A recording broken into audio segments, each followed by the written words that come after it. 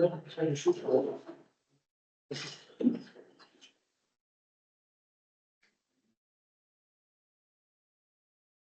good evening everybody. Just before we begin the meeting, could any members or officers in physical attendance with an electronic device mute it to avoid feedback? And could remote participants keep their camera and microphone off unless they wish to speak, as this can affect the quality of the meeting. This meeting is being live webcast and the recording will stay on the council's website.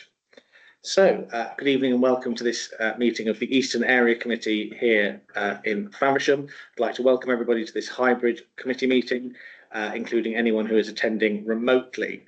The following Swale Borough Council officers are in attendance: our Director of Resources, Lisa Fillery, Community Services Manager, Stephanie Curtis, and Policy Engagement Officer, Janet Dart. Also like to welcome Chief Inspector Vanessa Foster from Kent Police. Julia Bassendale from Kent Police as well. And Julia Bassendale also from Kent Police. You're very welcome this evening. I can see we've got Councillor Rowlands from Faversham Town Council in attendance. Have we got any other parish council reps in attendance? Fantastic, thank you very much. Well, we've just got Councillor Fraser's just joined. And Councillor Fraser as well, who is, let's get these in the wrong order. Doddington, no, yeah, the first in the right order. Good. All parish councils now visiting reps are welcome to speak on any item, so please do just raise your hand and chip in if you have anything to add. Likewise, anybody attending remotely, please raise your hand or comment in the messaging service, and we'll come to you as quickly as we can. So, agenda item 1, emergency evacuation procedures. Please be aware of the emergency evacuation process. There is no scheduled test of the fire alarm during this meeting. If the alarm does sound, please leave the building quickly using the doors as demonstrated. That one's probably locked, so that way. And assemble outside on the pavement where directed, and await instructions before re-entering the building. Should anyone require any assistance in evacuating the building, please make any of our officers aware now. Great, thank you very much. So, item 2, are there any apologies? Yes, there are. Councillors Lloyd Bowen, Kieran Golding, Rich Lehman, Claire Martin, Hannah Perkin and Julian Speed, and we believe potentially Councillor Carol Jackson as well, if anybody has heard. No? Thank you. I'm Councillor Hookers now. Very much for that. Great, so item 3 then, declarations of interest. Are there any members with any declarations of interest not recorded in their normal systems?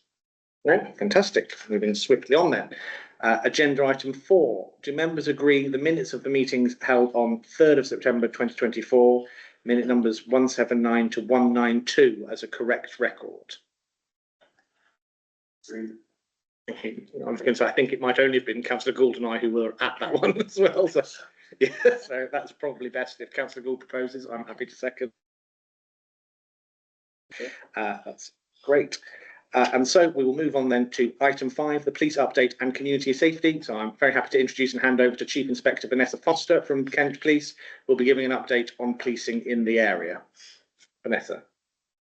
Good evening, everyone. Firstly, apologies I can't be there in person. I usually do make these in person. I've had some time out this week on a firearms course, and I've got some homework most evenings. So it is vital that I do crack on with that if I'm going to be in charge of guns at some point, of course. So forgive me for not being there. I've invited my colleague Julia Bassendale to attend this evening, who's going to be taking over the Community Safety Unit Inspector role for Swale. And this time next year, we'll be giving those updates around hopefully the successes that we've had and continue to have in the police. So if I just give you an update on where the year's really taken us in terms of the neighbourhood model. This year, we are not too far off being fully staffed. We're probably 3 PCs light in our beat department. We have a full quota in our neighbourhood task force department, and we have launched our child centre policing team, which is fully staffed and going very well, which went live in May. So if I touch on the child centre policing team, they're a combination of taking over, bridging the gap between what the schools officers were and the joint family management officers. So they combine those type of roles, and what they deal with the most vulnerable that we consider within the community that need that additional support and sometimes partnership working to support some of those families with children who I would say are vulnerable in two senses. One, by the definition of what you would consider vulnerable, they need support and help because some families do struggle, but also those that are committing some of those low level offences in the community and really getting their name known to us for the wrong reasons. My Sergeant Carly Deacon works very closely with members of the Swale Borough Council. They have a collective meeting with the vulnerability panel and they discuss those individuals that need some real support in order to guide them in the right way. So the Child Centre Policing team has been quite pivotal to our ASB strategy this year as well. Last year we were very reactive to it. This year we've been very proactive in it. We've changed some tactics. We've planned specific operations. We've made sure that we've bolstered key times, so school holidays being one. We've worked really closely with Steph Curtis and her team with the Safer Streets funding that the PCC gave us. They gave us additional resources of street marshals, which meant that during the holidays we were able to really bolster that presence in the high streets through the temporal times so that we could combat ASB when it was at its peak. So the Child Centre Policing team then identify those that we think are causing the most harm within our society on that periphery of ASB. They've worked with the families and worked really hard on diversionary schemes for those children that we think actually they do stand a chance of changing their behaviour. Thanks to Steph and her team, some funding that we've sourced and some government funded, we managed to put in a football initiative, which we started over on the island. That got some very good uptake. It proved a real success. We managed to simmer the ASB that was happening in the high street in the McDonald's area of Sheerness. We feel really comfortable that we've got a good grasp of that, nice lid on it. And it's only a couple every now and again that might come to the forefront, but the diversionary scheme really worked. And because of the way that it works, it means we can move it around the Swale district. So we can take it up to Sittingbourne, we can bring it down to Faversham. And that's exactly what we've been doing, is moving it around to the places where we think that ASB has been really prominent, really key, and putting that diversionary scheme in place. Likewise, we had a case study of a family that was in the Forum in Sittingbourne High Street, 3 brothers that were absolutely terrorising the staff that worked in there. Really high level ASB that was tinkering into crime. But we just thought, actually, as this family, we can't have 3 brothers that we criminalise. This just doesn't make any sense. There's got to be some underlying issue, some problem there. And we realised that mum was really struggling. So what we did is we worked really closely with mum, with those children and the schools, and we managed to get them in a diversionary boxing scheme. The boxing scheme proved that the boys had some direction, some authority, some motivation, and the fact of the matter is that they could continue those sessions, providing their behaviour improved week on week. If I fast forward, we don't have any issue with that family anymore. The Child Centre Policing team pay periodic visits just as a friendly, interactive face, just to support mum. And that's exactly the route we've taken this year, is we've really tried to tackle behaviour by diverting behaviour. And Carly and her team are running a fishing one locally, which is a 12-week programme where the kids in the local area that we feel would really benefit from another scheme. And we try and go with what interests them, what they raise to us is something they'd be happy to get involved in. And our property fund managed to source equipment and a couple of expert fishermen that would assist in the programme. So whilst we've dealt with ASB as in when it arises, what we've really done is also found those people that we think would be really key at trying to deter behaviour. I'll give you another case study though. There is times when we have had to deal with individuals. We had a big damage at Morrison's over in Sittingbourne. And we did have to charge a 13-year-old female with the damage for £12,000. So what we do is we take appropriate action for the right case with the right people. But then we do also wrap around that support with the individual. Even in times like that, we're managing that individual through the system at the moment in a supportive manner as well. So ASB, as you probably know, is very prominent in the news. Kent Online do like to report on it. And whilst it hasn't got any worse for the Swale district, I did encourage reporting over the last year so that the data could really steer me and the team around where I could focus resources and how I could ensure that we would be proactive in the key times and locations, and I bolstered that with officers for 7-day-a-week continuity in all of the towns. So this year we've really driven ASB to a point where I'm comfortable in certain areas, but there's still some work to do in certain areas. So the retail park at Sittingbourne does cause an issue, but when we police it right, it's really good. It's just not at that point at the moment where we can pull away from it. It's not servicing itself in the way that I would like. So there's some ongoing work with that, and we're very much aware of where our key problems are. And for that reason, we're focusing on those. So yeah, the neighbourhood model has really been key in embedding this year and focusing on key problems. Then if I come on to our force priorities, VORG is still very much at the heart of what we do. The violence against women and girls strategy is very much at the forefront of the force's priorities, along with the national priorities. So what we've been doing locally to focus on the violence against women and girls, last year it was very much around listening to individuals, concerns from members of the public, what they thought the problems were. And we worked with Steph's team again over the Safer Streets to source additional CCTV lighting in specific areas for those that actually, there were some spots there where we want people to be able to feel safe to walk around even in the early evening when it does get dark.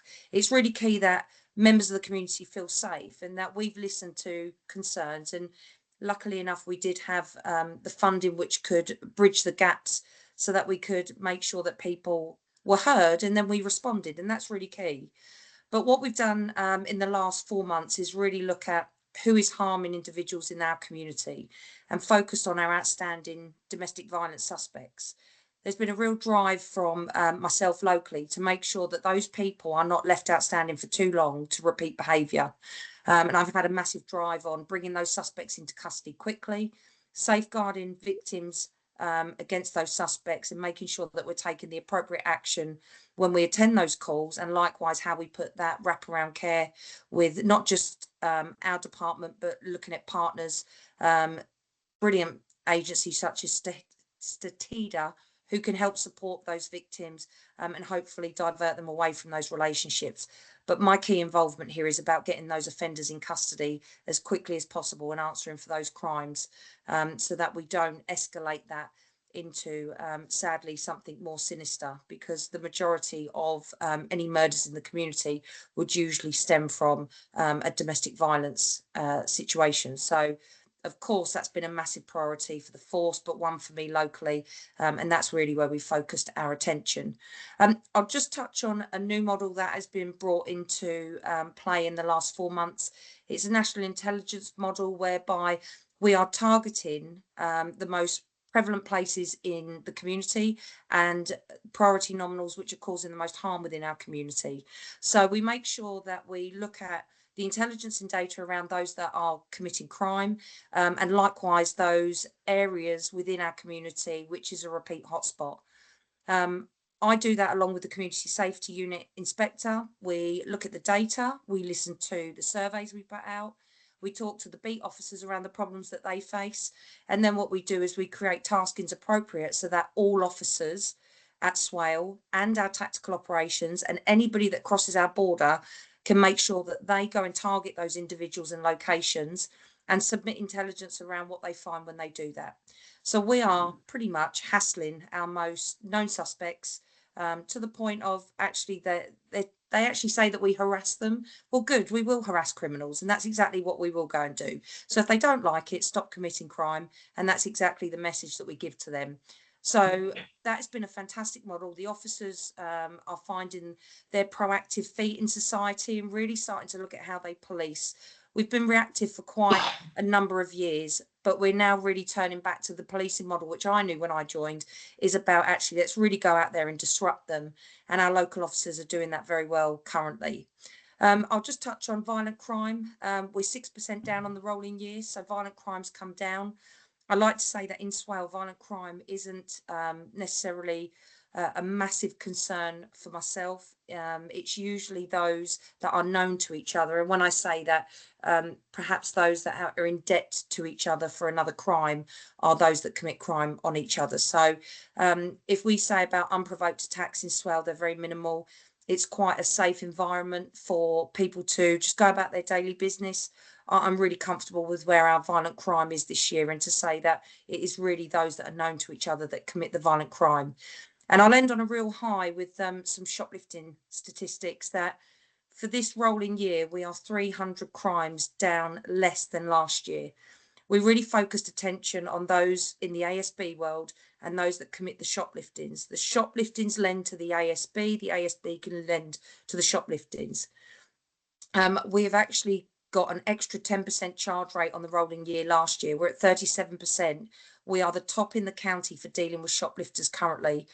My volume-based crime team and my neighbourhood team have worked collectively on identifying recidivist offenders, getting them in custody quick before they go on a spree like they used to, so that we get them in and we remand them at every opportunity and they're put before the court.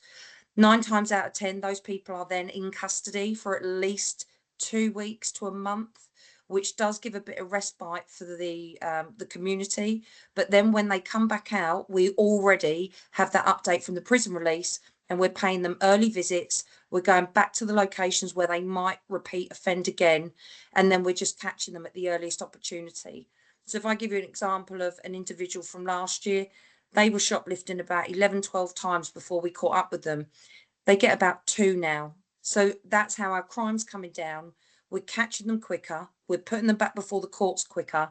And in actual fact, this year we've had some real successes with the criminal behaviour orders, whereby we've actually attached those to the individuals to stop them from even entering certain locations, just so that we can arrest them even before they even get to those locations now. So we've really worked hard, and the ASB officers worked hard to put those orders together.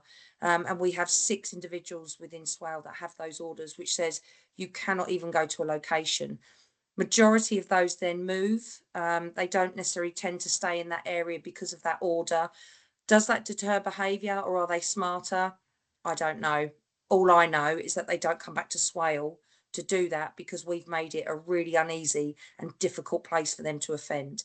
So shoplifting charges are good, offences are down, people are in prison, even if for only a small time nowadays. But I'm happy to take any questions from anybody. That is a whistle-stop tour of this year in Swale. Thank you, very helpful. Any questions in the room or online?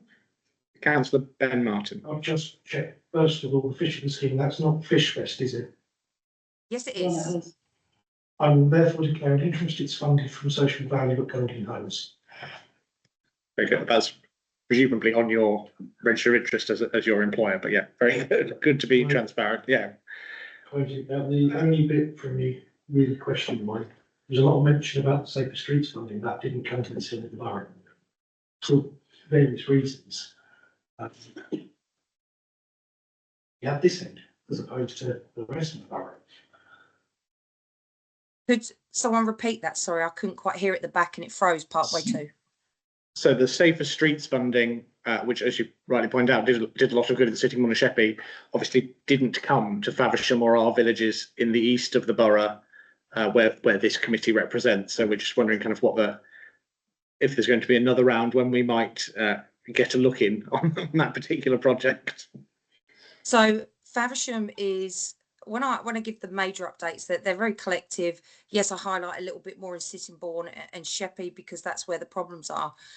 When it comes down to Faversham, it's a very different environment. The main focus when I look at Faversham is one of the big Tesco's is probably the main place for any antisocial behaviour, repeat offending, which is actually by the station, believe it or not.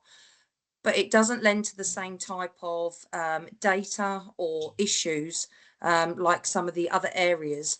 So when we look at where we're going to place either schemes or patrols, or when I'm looking at how I'm updating my intelligence, I've got to be led very much about where do I think the heart of the problems are. So sometimes when you don't have those schemes, that's actually not a bad thing because it means it doesn't lend to them in that particular area. But I am mindful that Faversham does have certain issues.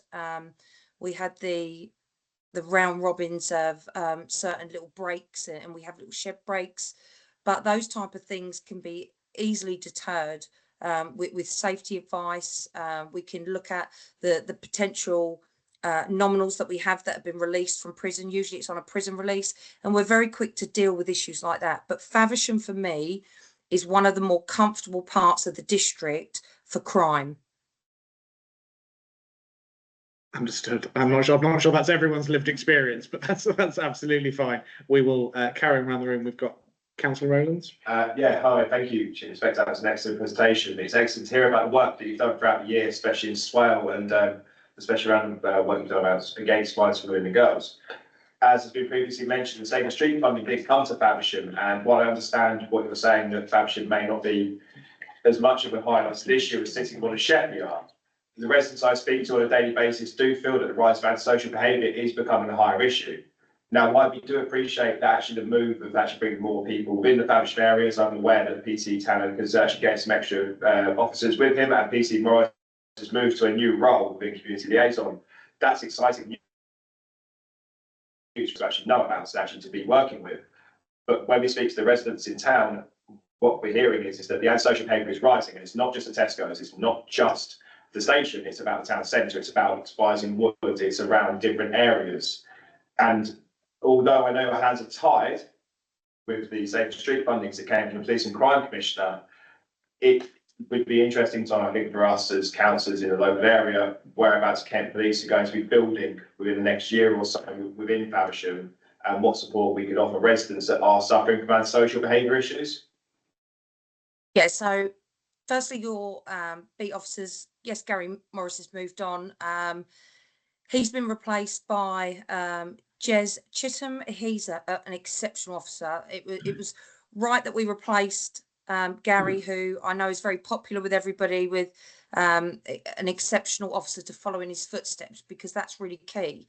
We do plan to uplift the quota of beat officers in Faversham come next year. The likelihood is there'll be another officer that will be put in into the towns, and then looking around how we then bolster that again, perhaps either with moving some PTSOs over to give some support in the town, to give that regular presence. When Steph and I was looking at the Safer Streets funding, particularly the street marshals, it really did lend to the hotspots that were Sheerness and Sittingbourne. What I didn't have was quite the same data or issue that came through from Faversham. So have to be smart with where I utilise those individuals, but I am mindful that everybody will say that they have some sort of ASB. That I can't get away from that, because the fact of the matter is, you know, I know Faversham Rec and the youth club over there, and potentially next year when the youth services drop off, that causes me some concern. So I've really got to find a way moving forward when the Safer Streets funding goes, is how we bridge that gap now. And for me, that'll be supplying additional officers, particularly in my tasking model. So they'll see an uplift in general patrolling, because I'll have to target it that way, because I don't have the funding like I used to. But it will certainly be giving you another beat officer and potentially some PCSOs that can bridge that gap, without reviewing it completely and seeing where we are after April. I can't give you any full commitment other than you will definitely be getting another officer and potentially some PCSOs. Thank you. Thank you very much. That's very, very reassuring. Councillor Thompson. Yeah, I love to hear the proactive approach. That's great. Mine's very mild, but it seems to affect all of the 6 parishes. Is fly tipping. And I wondered if there's anything in the sort of in the forward thinking of any proactive approach. I know it's very hard to deal with because it's so spread out. Whether you've got any plans on that in and around the parishes of the East Downs. Do you mean fly tipping just generally, or is there a specific location? Because we do have sadly a couple of locations. It's increased rurally, but it's pretty much anywhere. They can find a spot now. So all the way up through Stanisfield, Donington, Newham, blah blah blah. And they've all asked me, "Oh, is there anything proactive that you've got planned or anything?" So we have a rural task force that's based at Faversham. They don't come under my command, but we do work very closely with them. So they're the type of team that I'll ask the beat officers to link in with. So if these issues get raised and you give them exactly to your beat officer, they should take that forward to work collaboratively with the rural team to ensure with the Environment Agency that we are working as a partnership, one, to work out who's committing that, and then be really forceful in the action that we take. So we've got to take a few people out, promote the message to hopefully then get people to think twice about where it is they're going to dump their waste. What we do find, sadly, is people come out of county to do that as well. So it's definitely got to be a far more proactive approach that we take in that, but we need the intelligence around it. So I need like key times. We might have to do some undercover, some plainclothes work, because that is really tricky. It's a found committing offence. You really do need to find them doing it. But that's not to say it's insurmountable. What we would probably do as a campaign with the public is about how they report it, what information we would need, and then we can work together a little bit more collectively around, you know, it's you said, we did, so we listen to the public and then we'll react on it. But I think what we need to put out is probably a bit of a campaign around how we're going to deal with that. And we do need the public's help when it comes to identifying those offenders. Thanks. Fantastic, thank you. And we've got Councillor Worcester joining us from Shep Area Coffee Online. Hello, Chair. Thank you for allowing me to ask a question. Vanessa was brilliant at our meeting over on Sheppey. I'm so pleased to see her coming to different meetings. I wanted to ask her a strategic question, and I asked a fair amount of questions at Sheppey, so I didn't really have time to ask you this. All areas of our borough seem to be having antisocial behaviour issues around the train stations, and that's not beyond the realms of imagination, because obviously we have a problem with county lines and things like that.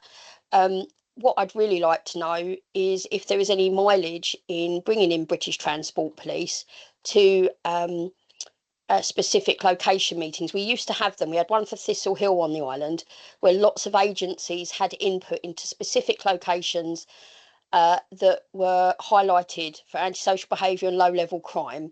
And I was wondering if there was any mileage of looking at that model again and highlighting what the barriers to be to achieving that, because obviously as soon as it moves off of Network Rail property, it does become an issue for Kent Police. And it would seem to me the best use of resources as if we were all working together for the same objectives. Thank you. No, that's a really good point. So if I don't know anyone that's caught the train of late, there's a massive increase in platform staff. If anyone has noticed that. So South Eastern Rail has definitely put more people in the forefront to deal with people that are committing ticking offences, or the fact that those that are committing ASB, that they're usually removed from the train station. We go in and assist with that. British Transport Police have really limited resources. Their bases are usually miles away. So if you think about Sittingbourne and Sheerness, they are based at Maidstone. So it's a long travel time. They usually are reactive to where calls are, so they don't necessarily patrol. So that's as much as I know of them. What they are really amenable to for us, particularly at Swale, is we will work with them on joint operations. So we had a big knife crime initiative whereby we did arches at the train stations. We got dogs out and all the rest of it. They're really good if we want to do collaborative working on that bigger scale. If I scale it back and said, how can we work with them more closely on a day-to-day basis, it would be very sporadic because they don't have the resources to do that. But what we do is we work quite closely with the train station staff to support them locally, because whatever gets off that train and comes into the town, it's always going to be my problem. So I make sure that my neighbourhood task force is very well linked in. We have shop safe radios that are there, and then we link in straight away, and we support them in whatever initiatives they have, or those that are causing trouble. But the good thing nowadays is the barriers are down. You have to have a ticket. There is no escaping the train staff nowadays. So I'm comfortable that us locally have a good working relationship, but could BDP and us do a little bit more together? Yes. I just need them to sign up to that in a bit more of a long-term strategy. I know that Julia, who's going to be taking over the inspector role, has got some good contacts, and I think she's going to bring that over from Medway. So that was a really poignant question, Dolly. It was if you knew.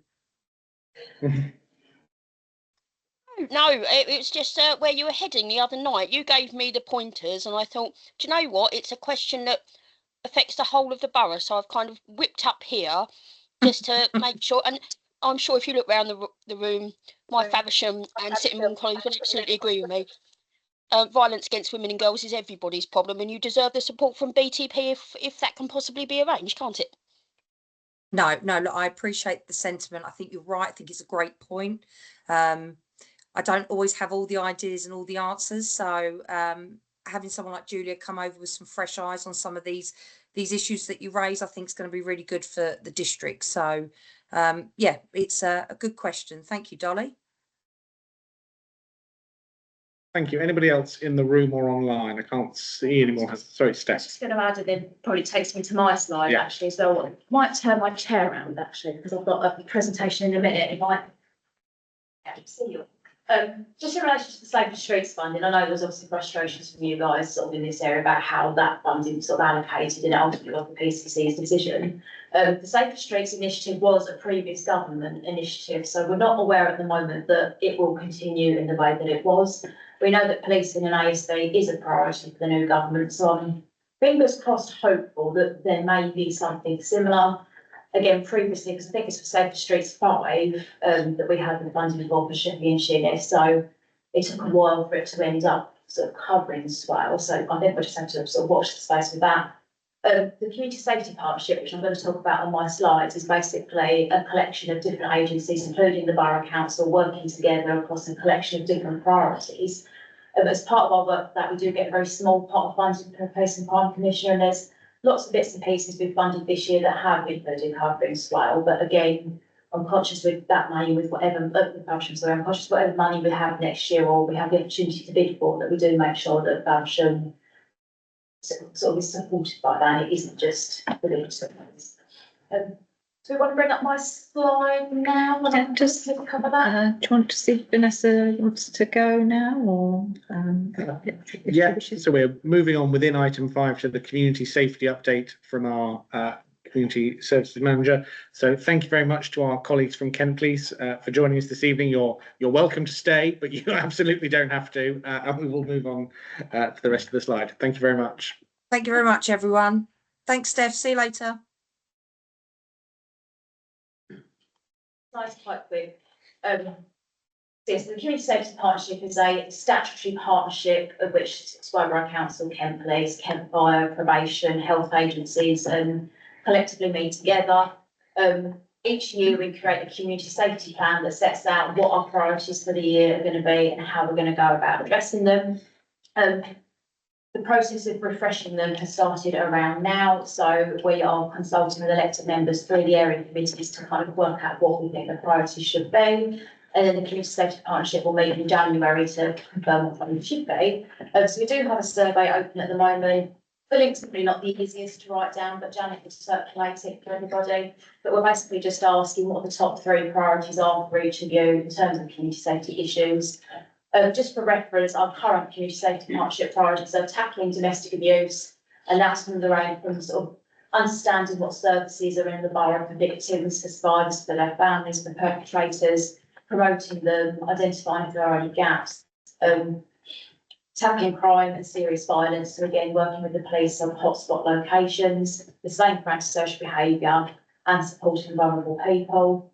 I think one of the issues that's coming out strong, and as Vanessa discussed, has been sort of a key area of work this year has been around young people and actually the lack of diversionary activities to divert them to, and I think lots of funding cuts through across the board are having an impact on young people, so I think that's probably an area we're expecting to focus on a bit more this year.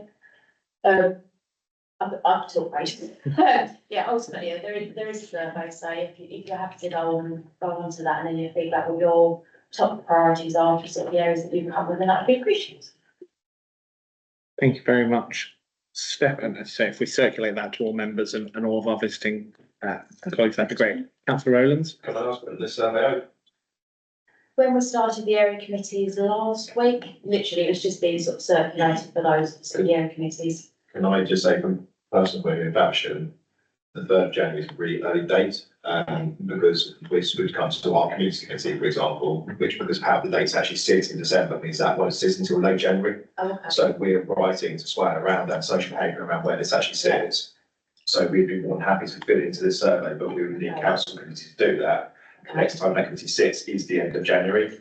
Okay. So if there was a way that this could potentially be opened for a further, just for a Yeah. longer period of time. Ultimately, community safety partnerships due to meet mid-January to agree the priorities, but the actual writing of the plan and how we're going to deliver that and what we're going to focus on won't be written until March. So I'm not really anticipating the big priorities to change in reality. If actually A is probably the main area, then that would be captured. It's just more the what individual you'd like us to focus on, and that's fine. Yeah, it would be actually feedback as well. We can meet through those parishes. Makes sense, yeah, that's fine. That's great. And just to check, when we circulate that, that goes to all of our parish council It reps does. as well. So they're all informed and they can feedback as they see fit.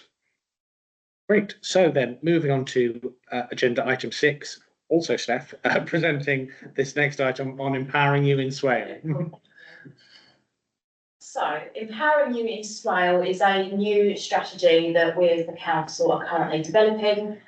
Background for it, I suppose, so we had a couple of different work streams that were running kind of separately, one of which was the health and wellbeing strategy that ended sort of about 18 months ago. And that was about how we as a council were supporting health partners tackling health inequalities and wellbeing in the borough. But actually at the same time, we developed our community partnerships team, which is about taking a sort of a real community-based approach to tackling lots of different community issues. So it didn't make sense really to have just a health strategy or maybe strategies for other sort of other key issues. We wanted to try and bring it all together. And along with the development of sort of the council's corporate plan, we felt that the time was right to try and develop something specifically around this agenda. Next slide, please, Janet. So community development basically is just about people working collectively to resolve sort of different problems and bring about positive change. So working with communities and key partners to understand what those key issues are and how we come together to improve lives.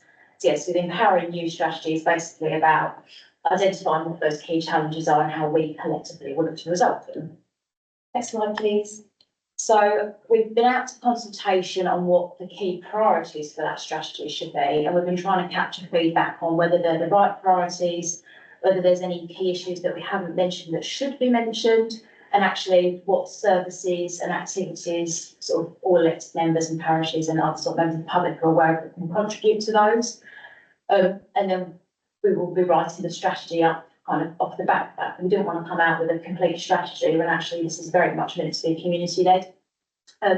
So in terms of priorities, the first one is around creating skilled, educated and working communities. So that's about supporting improved access to education and training and encouraging increased confidence and promotion of activities and taking that partnership approach. So that might be the developing of actually what skills and training and apprenticeship offers there are in the borough, how to actually improve physical access, particularly around transport, looking at some of the post-pandemic issues on young people around school attendance or other issues that are affecting them actually accessing education and employment, and supporting those young people that are classed as NEET, so not in education, employment or training. Next slide, please. Priority 2 is sort of effectively our health priority that relates back to the previous strategy we had. So it's about growing healthy communities and looking at reducing health inequalities in the borough, working with our statutory partners and to work alongside our voluntary and community and enterprise sector to deliver projects. That might include looking at loneliness, how to improve access to healthcare, and again, going back to sort of transport problems we know we've faced, how to promote access to sort of our leisure facilities and also sort of improving living conditions within the borough. Next slide, please. Priority 3 is about creating stronger and more sustainable communities. So about working differently, working innovatively. The cost of living and fuel crisis is one of the areas we're actually been doing an awful lot of work with the voluntary sector and with key partners to understand how communities are feeling, what issues they have, how we can work together in a different way. So this priority is about continuing that sort of work, trying to use data a little bit differently.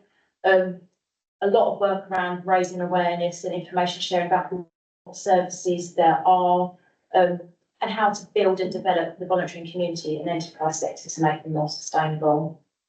And then the last priority is about partnership working, so making sure that we've got strong partnerships. And actually where needed to sort of make new partnerships to tackle specific issues. So this includes the work with the voluntary and community sector, the community safety partnership I've already talked about tonight. How we work with business community and ongoing work with sort of our health partners.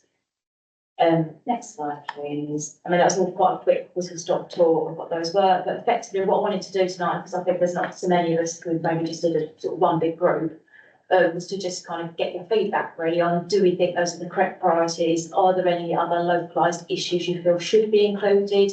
And are you aware of any projects or services that we should mention as part of the strategy? Certainly feedback from this is Western, isn't it? It's the Yeah. Eastern. I can never get. This is Very Eastern. Eastern. Those are the, see, I do it every time. I have to literally do. Feedback from the other committee was around young people that actually we felt that that needed to be a stronger field throughout the strategy. I think that's a really interesting one, actually. Yeah, it's just, take any feedback that anyone wants to give. Fantastic. Anybody in the room got anything to contribute? I can't see anybody online. Councillor Thompson. A few times put in what I was bringing up about planning. actually. It was about groups of people that are nomadic and the change of lifestyle. So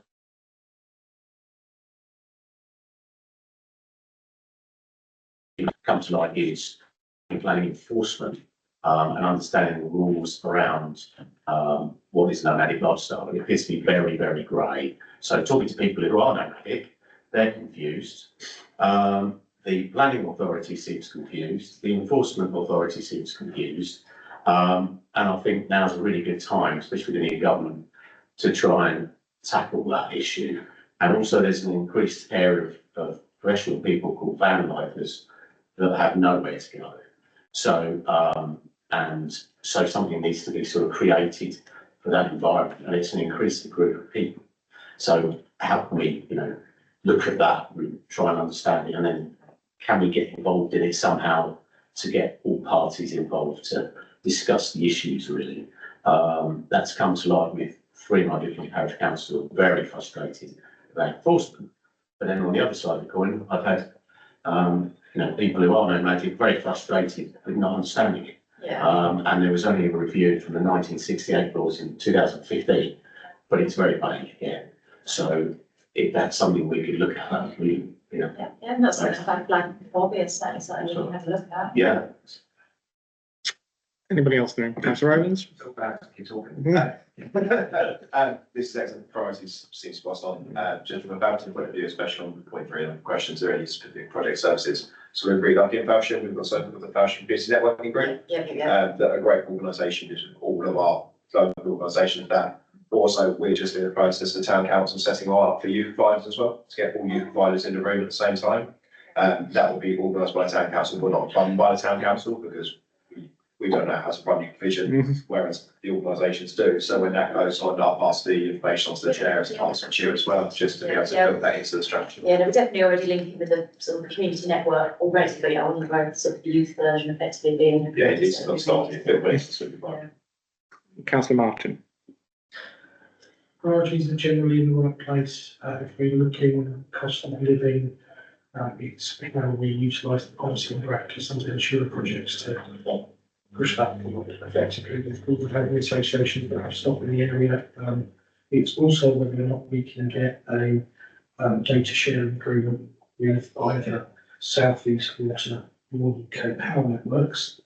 Once you've got that, anybody who's entitled to the social tariff would automatically be enrolled on it from our household benefit register, which helps relieve some of that and also ensures that they go on the priority service register as soon as possible, which is always handy. Do we know anyone else that has got a data sharing agreement with either of them? Yeah, Golden Homes, Local authority? Maidstone Borough Council, They have, I think so. the water. With South East Water, I think. So I know Maidstone were always that bit further Yeah. ahead with it, weren't they? Okay. Thank you. Anyone else? The data sharing agreements is what we trickle over quite a lot. So that's why we can talk to someone that's already done it, we can progress it. No, it sounds very, Sorry, Chair. no, that's absolutely fine. Sounds a very positive step. Anybody else online? My only kind of reinforcement is I think that particularly around education and transport access to education, particularly for more vocational qualifications, Faversham it's a challenge with Faversham's young people. We haven't got those provisions in town in the same way that we have sixth form provision in more academic subjects. So that it creates a real transport challenge and a drain for young people going either to Canterbury or all the way into Medway. And it's not as easy as it could be. Councillor Burns correct me now, but No, I'm not. It was just an idea I had about you talking about face sharing agreements and we're looking at different bits of information and where you might be able to feed in. You actually there's all this food banks in the area. You know, Faversham or Spain. Yeah, they're already on it, yeah. Okay. Yeah, that was to have the access, particularly for. I think it would be true in Sittingbourne as well, but it is a real challenge for Faversham's young people looking in that direction. And on that, when you're looking at education, pretty much half one will have to go out of Whitewater to go to primary school. That isn't really. I'm not talking short distances. We're talking if they live on that lane, there's a fair chance they're at Selling School or Craven or Bicycle if they're lucky. Either way, it's they can struggle as a culture in the formula. And there's countless families in the east of Faversham walking all the way to Davington. And the only bus because there's the only option. Yeah. Doesn't go on the route that goes there. That's on more just goes to the other. Yeah. So there is some. I think that's perhaps an unseen or more unseen challenge around the primary access, because particularly in Faversham we have a real gap in the east of the town around primary provisions. Which has a knock-on effect in all of our villages with people driving out to Gravely and selling, which is is not ideal for them either. I do think send provision genuine. Yeah. The number of people, and I think it comes across the rules, which every council's had it, where someone's come through and said, I cannot get SEND support in the school that we're in. The HCP is not severe enough to go to a special school. Where do we go? Yeah. What do we do? And that's leading to more opting to go for the educate at home, homeschool route.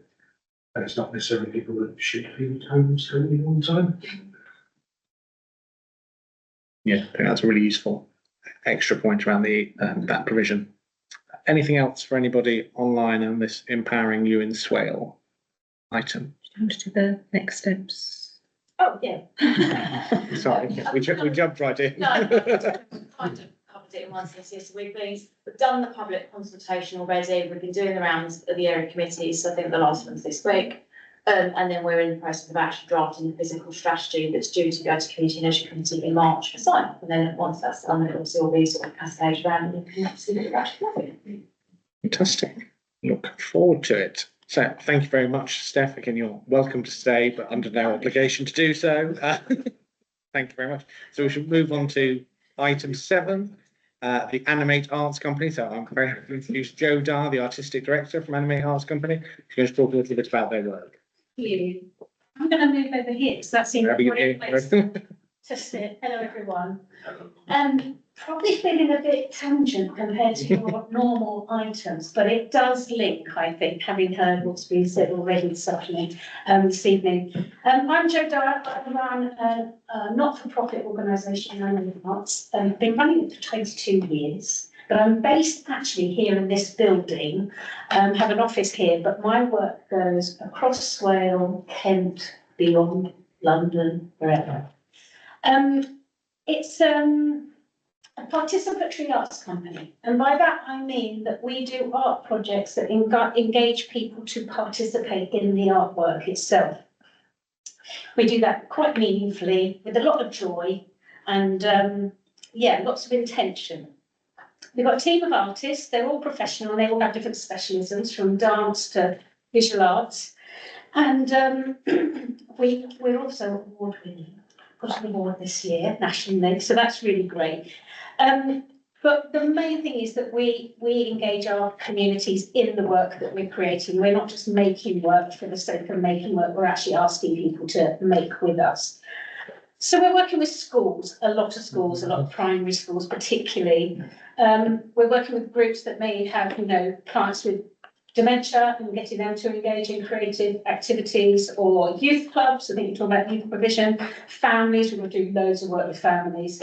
And we're working with loads of different commissioners, from museums up in London to art galleries in Canterbury, libraries, Kent County Council. We work with all different types of communities and commissioners. But the one thing that probably people really know us for is paper and cardboard. We make a lot of stuff out of paper and cardboard. And it's all a little bit extraordinary. I'm going to show you a few pictures to give you a sample. This year, could you just go on to one slide, please? This year, we created the paper allotment. A lot of our works are life-size, so children and participants can actually walk into these worlds. So we made the paper allotment. It's a pop-up shed made out of cardboard that goes around schools, and we invite the children to create their own paper garden for the allotment. This has toured many schools already. Next project, we did a fantastic project in the Beanie in Canterbury. This is an apothecary, a life-size shop where people come in, they get prescriptions to feel happy from lots of cultural things, like find a book in the library or go and look at a picture in the gallery. And this entire shop is made out of paper and cardboard. We had about 7,000 people visit this apothecary over 10 days, and 98% of them came away feeling happier after their prescription.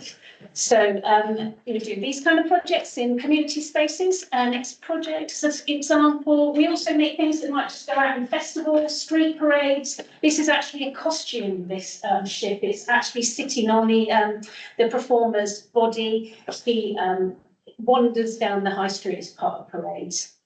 Next slide. And one of my favourite projects is introducing children to classical music by creating their own life-size instruments out of paper and cardboard and performing them to people. It's a glorious project. That's just a sample of the kind of work we do. It's very life-size, it's very engaging, it's very in your face, you can't avoid us. Next slide, please. The main thing is that we are asking our participants to make the work with us. Next slide, please. So we are engaging communities. We are engaging schools. We're engaging the hard to reach audiences. We work with people from 0 to 100. There's no age limit to what we're doing. We're working in festivals, museums, libraries. And what we are increasingly doing is also working with the local businesses, because they supply us with paper and cardboard. And that's a very good little transaction. Only today, I think we're with Utronics, who are going to give us some big cardboard boxes for our next build, which is in Castle. So it's been really nice to be able to work with local businesses too. Next slide, please. So we're connecting people through our experiences. It might be that when we're doing our workshops, someone's talking to someone else and making a new friend, or a really positive interaction between mother and child. It might be that an audience member is enjoying an extraordinary experience together. We're connecting people. Art is a vehicle to connect people, and it makes our communities stronger. I know that the NHS is very passionate about trying to alleviate loneliness and isolation. That's what we're doing through our work. Arts Council have also said, this is a really interesting fact, that young people who participate in the arts are more likely to volunteer and be involved in local communities beyond their school life. So just by having art in much more into their school curriculum. Next slide, please. I'm whipping through all of this because there's lots to say. I'll get very passionate about it. I believe art is about well-being. It improves our well-being. Art is good for you. It escapes our stress. It's therapeutic. It helps us to give and to share. And quite simply, it makes us smile like these kids on one of our projects. So it's got to help our mental health. Last year, NHS reported that 1 in 5 children between 8 and 16 have probable mental health disorders, 1 in 5. The Kent Medway Integrated Care System, and specifically looking at the Swirl area, said that 1 in 3 10 to 11-year-olds are deemed to be not healthy. They're not having a healthy lifestyle, they're overweight. That is what they've specifically identified. And there is a higher than national rate of depression and suicide, particularly with men in Swale. So their priorities, quote, unquote, is that they want people living in Swale to be as healthy, fit and independent as possible, participating in their local economies and communities. I would also argue that you're empowering you strategies is ticking a lot of what we're doing as well in the arts community in this kind of way. Next slide, please. I'm very passionate about learning and education. I think the arts are a way of enriching learning. I think creative education is incredibly powerful. It's not just about those new skills, but it's also about engaging those different thinkers that we have in life. Students who are participating in art activities have a higher reading and maths results. So we know that there's a direct correlation between what they're doing creatively and those skills and helping them with their attainment. Children from low-income families who partake in art activities at school are 3 times more likely to go on to do a degree. It's just like, it's mind-blowing the kind of work that has been done to research the impact of arts on people. Most importantly, we do a lot of work with teachers. We're doing a lot of work to help empower the teachers to work with young people. So they're doing a lot of stuff about giving them inspiration and ideas of what to do in class, but also giving those skills in order to teach art and creativity.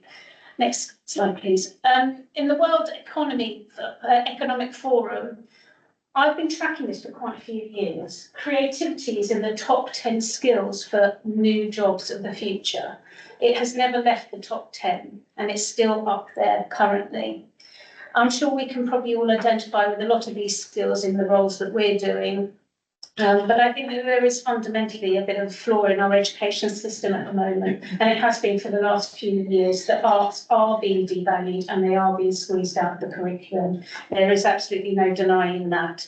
And as a result, there's a real failing of creative learning in schools.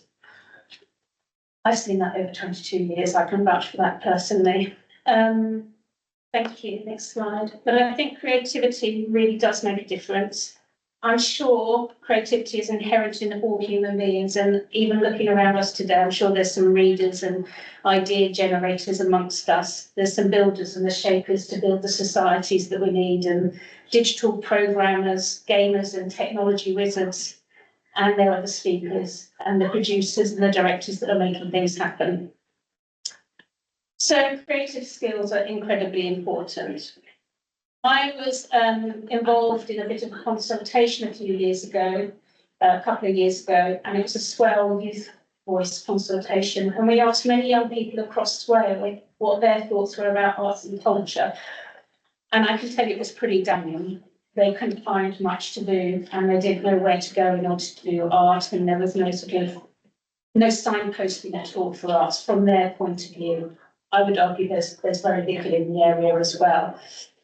And I know that because, sorry, next slide, please. I'm also part of the I do this voluntarily on top of my day job of running Animate. It actually is a steering group of cultural and educational sector people coming together, and we are trying to identify ways of how to encourage more young people to get involved in a creative education or opportunities, arts and culture. Now, we commissioned the consultation. I know from Animate that only in this year, our company have worked with 5,112 people directly in our projects. So I know that there's lots of stuff going on. But out of that number, from my experience, I have only worked in 5 locations in Faversham, even though I'm on the doorstep. Not all of my work, most of my work is going beyond.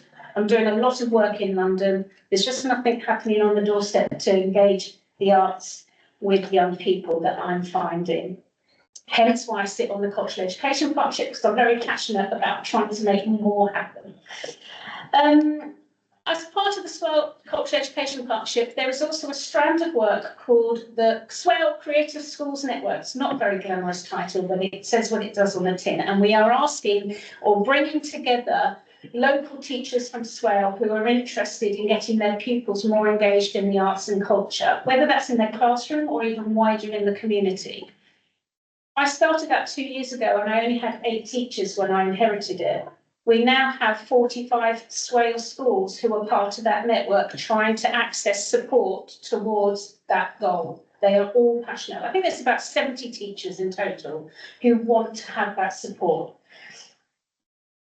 I've calculated 14 schools in Fasham and the surrounding rural areas, right, in this particular area. I can tell you that 10 of those schools signed up to that network, so that's a really good stat that they're actually engaging and they want to engage in arts and culture.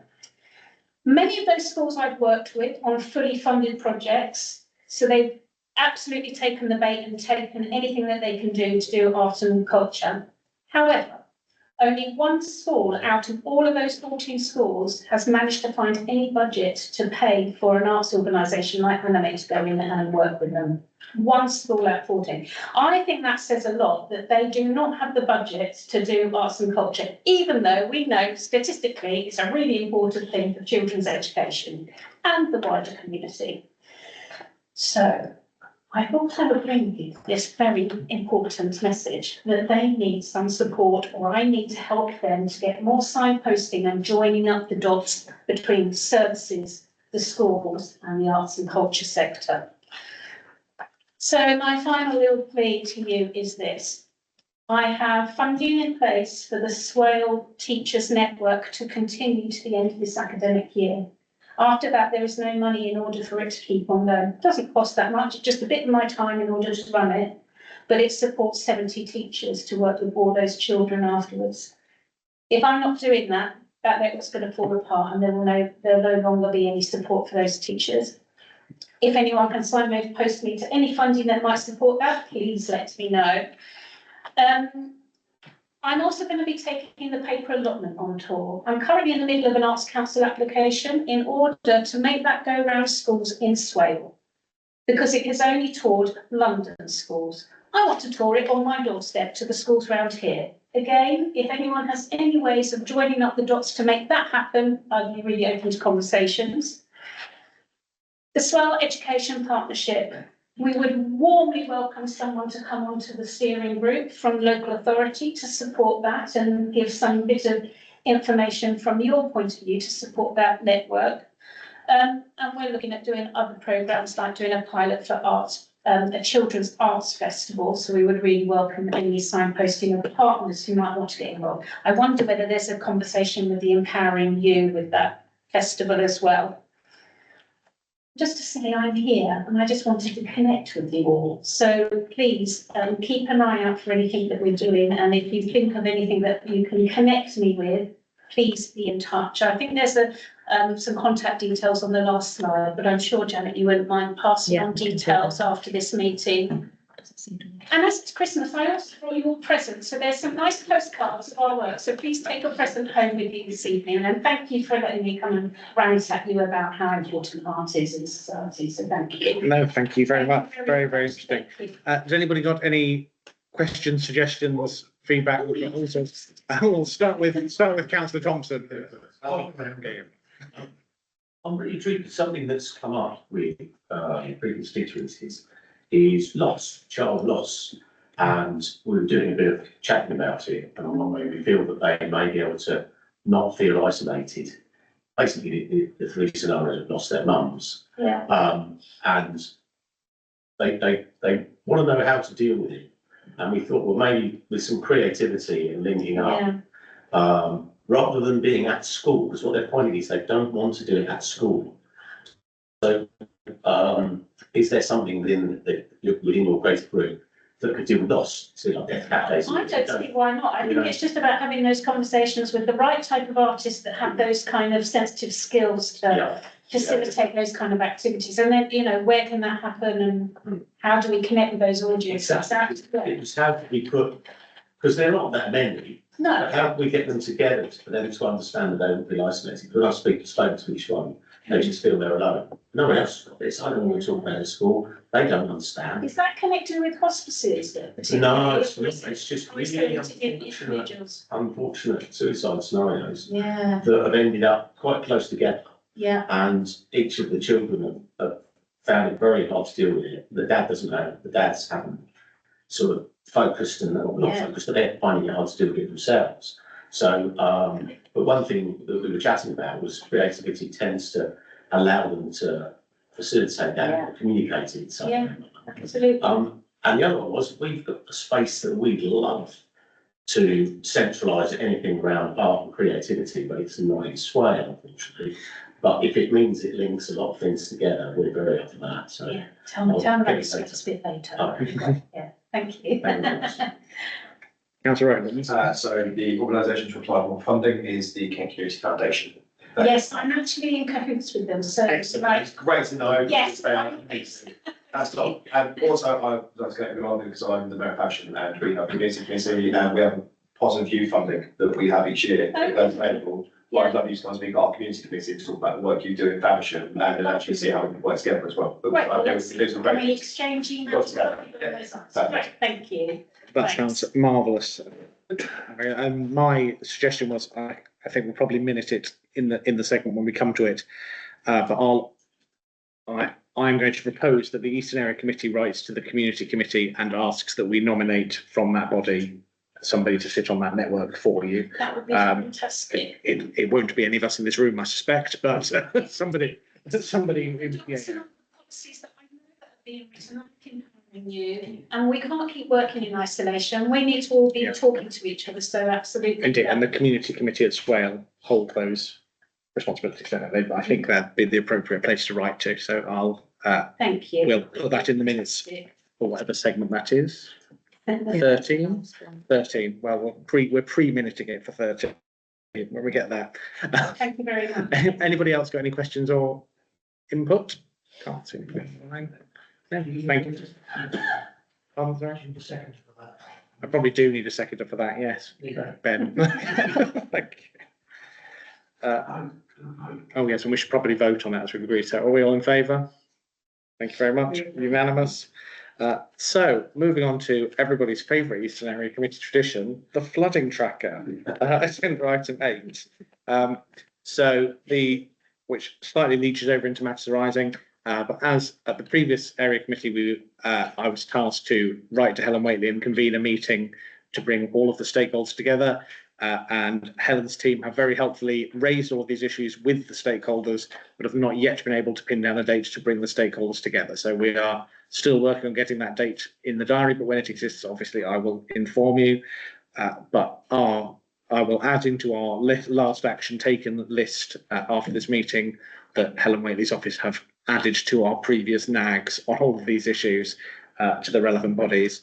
But as always, is there anything to be added, anything developed or changed since the last updates to the trackers, which I know several councils fed in between meetings, so it has been updated in the last few months. Thank you. Another Canterbury Road, that's outside the corner of the past. Right opposite Kent Highway. Still doesn't rain. And that's not, It's rained for about 3 months. yeah, so that was, yes, that has been off the list, hasn't it? We should put that back. It was the list, they fixed it. Yeah, yeah, 3 but months. sure they did not fix it. Fine, so Canterbury Road.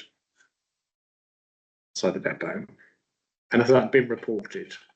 Presumably, yeah. Yeah, Councillor Thompson. It probably is on the list, because it's been ongoing for many years, but the street in Unit, the lay-by that floods, possibly a hill, it should still be on there.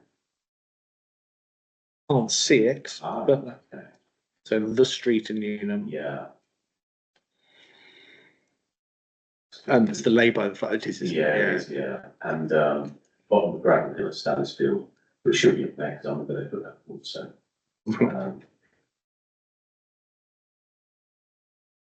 Great, we'll add all of those to the list. And as far as I've not seen any developments to suggest that any of them have been fixed. You know, on my walk around Faversham, Whitstable Road is still very wet. Key Lane and Conduit Street are still very wet. The bottom of Tanner Street remains quite lakey. Yeah. In fact, the only one that has not been as bad as it sometimes is, though still quite bad, has been underneath the railway bridge, which sometimes is really terrible, but has actually only been normal levels of bad in recent weeks, which is probably might be a step in the right direction. But that's great. We're all content with that. I will update that and recirculate to members. And as I say, hopefully we will get a date to put some of our nagging in person for the stakeholders who can hopefully fix some of that. So moving on to agenda item 9, the matters arising update. We have discussed flooding in the Eastern Area Committee, which is on which was on the agenda in its own right. The earth buns at the QE Grammar School and some other enforcement issues. I have written to the chair of the planning committee as well as the enforcement team.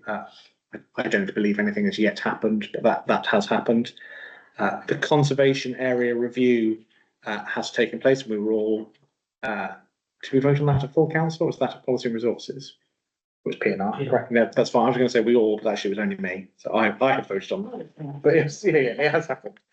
So yeah, that conservation area report was, Hannah Perkin was our representative on that shortlisting body, and 150 properties have been added, or not properties, sites have been added to the conservation list for Swale. So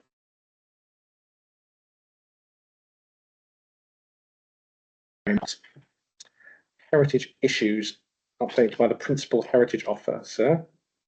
For information, really, that's on to all of the area. I don't have any memory of having updated on that. And road closure signs, we discussed the lengthy road closure signs being left up or put in the wrong places or at the wrong end of roads.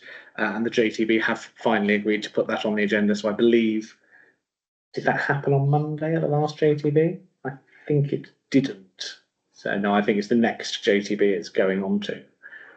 Alistair, Councillor Gould, sorry, is shaking his head, and you're our rep, so it wasn't there. Okay, so we will maybe add that to our list to make sure that does happen, Okay. and presumably March next JTB.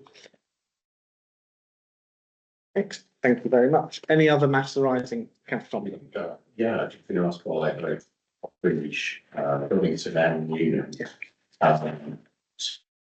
To chase up, I've done it separately if we can as well as these areas. The enforcement on Elverland Lane, there are 3 outstanding enforcements that have been dragging on for some years and they don't seem to be being dealt with. All 3 parish councils have asked me specifically to bring it up and can we nag them about imposing no enforcements. We can, I think, again, that's probably a pre-item 13 as a right into the planning committee, but we can certainly do that. And I've correctly been pointed out, if I turn of the section is the draft budget, it now is out for public consultation and the link is available on the Swale Council website. So I'd encourage any and all of us to take a look at that, and the deadline for responding to that is the 8th of January. So I know Faversham Town Council have a plan to come up with a collective response, but obviously would encourage all of our parish councils across the eastern area to submit a response if they're able to, and of course all of our partner organisations feeding into our budget setting is very, very important. Anything else on matters arising? No? Fantastic. We shall move on then to item 10, public forum. Are there any members of the public who would like to ask a question? We've got 20 minutes, so we can take any questions, but obviously you're also all welcome to report in on any of the other items. No, marvellous. We shall move swiftly onwards then. Item 11, parish and town council updates. So at the start of my term in May, I asked all of our parish and town councils in the Eastern area to continue to attend the Eastern Area Committee and provide updates whenever they wished on the work they are undertaking. So is there anybody present who'd like to do so? Councillor Owens? It's always very quick, just to thank the members of Swale Borough Council for approving the neighbourhood plan for Faversham. They thank you to the officers involved for their work from Swale Borough Council side. It's very much appreciated that Faversham has a very strong neighbourhood plan that means we'll be able to protect our town in the future. Thanks to the count. It's a very effective count. That was excellent. Yeah, we had a marvellous count. It's excellent.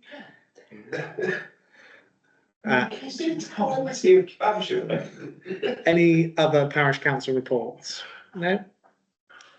No, that's great. And obviously always welcome to submit a written report if any councils wish to do that, any parishes want to send that in, we're very happy to do that as well.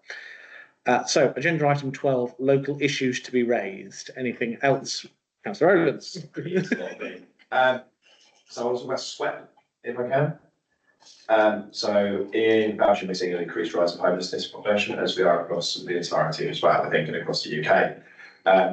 Canterbury District Council, I take note, use their Facebook and use their social media to basically promote that the SWEP had been introduced. Actually, it was in place. It took me as a CEO and other officers at SWEP to find out that SWEP had actually been put in place properly. Is there a way that Swale Borough Council could actually publicise if SWEP has been put in place so that we're able to work with the out of hours team and other organisations to support the homeless communities within our towns. Or the villages. Thank you very much. I guess that's sort of a question, not really for Lisa. But Well, I'm surprised it's not actually, so we will, I'll take that away. Well, it was certainly, we received an email, didn't we? No, councillors were notified at some point about it being activated, but I also don't think we saw anything public. No. So particularly, the kind of the key charities involved in doing the actual work would not necessarily have been aware. So but they may well have been advised, as you were about, that might be part of, that might be part of the process. I think it stopped going on the Facebook page because of certain individuals consistently posting when we didn't have anyone to monitor. Perhaps a certain individual that had enforcement notice against a very large bus for things that should have been followed. Right. Okay. We can ask that question. We can, like, when, if it goes to members, perhaps it can go to parish councils as well. Yeah. If, you know, we've got to be mindful of the resourcing of the rest of it, but it's got to hit the right channel, so. yeah, sorry for you, Joe. It was just a case of that when it was just before the Neighbour Plan referendum, when it dropped below zero, I think my message to our borough councillors in Pembrokeshire asking, has SWEP been enabled, has SWEP been active? And the question was, we don't know. That doesn't mean they didn't get an email. That is absolutely Sorry. correct. Absolutely correct. Okay, right, so No, very- absolutely fine. There's a reason for that. Just if you went as parishes, that'd be really helpful. Yeah. Okay, yeah, It's a useful note. Noting Lisa is correct. The fact that I received an email does not necessarily mean I read all of it at any given time. So any other local issues from anybody online? Oh, in fact, we've lost everybody online now. Yes. So anybody in the room? No, great. We shall move on then to agenda item 13, matters to be referred to Service Committee chairs for consideration. We have already submitted one to the Community Committee on behalf of the, I'll get this wrong now, Cultural Education Network Education Partnership, great. So we're going to ask for a nominee to that, which we have seconded already. And then Councillor Thompson suggested an enforcement. We send a letter to the, or email the chair of planning, which I'm very happy to second. So can we vote on sending that letter about enforcement? Just to amend it, suggest that we call it to the planning committee to have the decision actually made. And that's what happened with, very over the line. So just ask for an update, and if it's in a position where it can come to committee, it comes to committee. Right. Okay, we'll do that. Thank you very much, Councillor Mann. So are we all in favour of that, writing to the planning committee and asking for that to be on the agenda? Seems unanimous, thank you. Anything else for service committees? Councillor Rowlands. Sorry. So, I don't know whereabouts it sits, but the Faversham Town Council is expressing its frustration towards the TS housing transfer. It is something that I don't know which committee it would sit under exactly, but from our understanding from our side, it's in Swale's hands at the moment, and we just quite like an update. I don't know where that sits, but from you, Jeff. I'd have thought economy and property, yeah. So I'm very happy to email economy and property and sit on it. And it's sitting next week. I'm not sure that it needs to go to committee because the process is in hand, isn't it? So, and it wouldn't have to No, actually indeed. need to wait for the committee The to chair update. could just advise an update or. Yeah, but yeah, it's property. Yeah, that's fine. So we're happy to do that. I'm happy to propose that. Anybody happy to second that suggestion? Councillor Ben Martin, are we all in favour of that request? Agreed unanimously again. Thank you very much. Anybody else got any matters for service committee reference? No, marvellous. Well, thank you very much indeed all for attending. Oh, sorry, Ben. I was only going to say, if the empowering new strategy is only going to community, then could we at least have the health bit go to housing and health? I think that's a very reasonable request. I don't think it is. I don't remember on the full plan. But it wasn't. It doesn't, we don't send things to two committees, Ben, do we? So it's the. In which case, abolish one. Don't make me so soft, I'm going to get in trouble again. Because if you abolish one of them, you can say the SLA and. If only it's down to me. If only people had voted for the excellent Liberal Democrat budget amendment of the previous council. But there we go. We shall cross that bridge when we come to it in February. So there we go. I think that's it. We're all content. Thank you very much for joining us. Particular thanks to Councillor Ayres' first Eastern Area Committee. The last one was the date of her election. So we're very glad to have you with us on the team in the Eastern Area Committee for the residents of Priory Ward. So our next meeting will take place on the 25th of February 2025 here at the Alexander again. And the meeting is closing at 8:19. So very Merry Christmas and Happy New Year to everybody, and see you then. Thank you very much.